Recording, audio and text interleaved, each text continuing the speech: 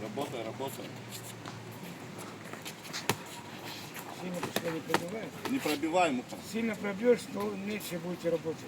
Простукивание. Не пробивайте сильно. Все лучше будет работать. Легче бей. Не охоться простукивать, не охоться. А ты работай, Андрей, вообще не жалей.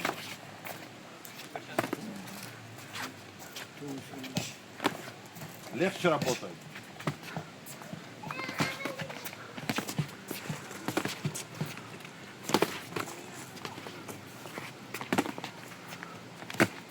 Да.